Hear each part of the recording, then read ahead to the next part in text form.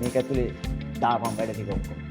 Action කිව්ව ගමන් දඩ බඩ ගාලා වුණා ඔක්කොම ටික තමයි ඊට පස්සේ පර්සනැලිටි එකෙන් සහ හැම දෙයක් අතින්ම වෙනස්. මොරේනේ මේ දේ සීතලයිනේ. දැන් හෙට අපිට මේ රද්දිකට දෙනවත් දන්නේ නැහැ නේද? නැත්නම් කොහොමද පුතා සීතලේ ඇඩ් කරන්නේ? මාර එක්ස්පීරියන්ස් එකක් වගේම බයකුත්. කරනවා විතරයි මම කරන එකේ විතරයි මට මෙතන ඇවිල්ලා එකපාරට ඉඳ ගන්නවා. ඉඳ ගන්නකොට පුටුවක් තිබ්බේ නැත්තයි. ඉතින් මම විමනේ මං වෙන ෆැන්ටසි එක ජීවත් වෙන හඳට යන්න වගේ ආසාවක් තියෙන පොල්ලේ. මා උඩ ගියා. පැදිමත් එක ඔළුව පහළට ගියා. දුරස් ගාවා ආයි බුග්ගල උඩට ආවා. වතුරේ ඉඳලා මම එහෙම බය වෙලා පස්සෙත් මං ආයෙ කල්පනා කරා.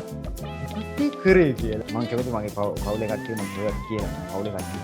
ඉන්නෝ මියුසිකල් ෂෝ එකට යයි නේද 12 විතර වෙනකම් ඒකයි. 11වත් වෙනකම්. මාරේක බල්ලා එහෙම බැලුවා. කෙනෙක් විදිහට දැන් සමාජයේ ඉන්නවා කියන එක මම දන්නේ නැහැ. මට ඉතින් එක එක ගැන කිව්වත් ඔක්කොම හොඳයි. ඔව්. වරෙන්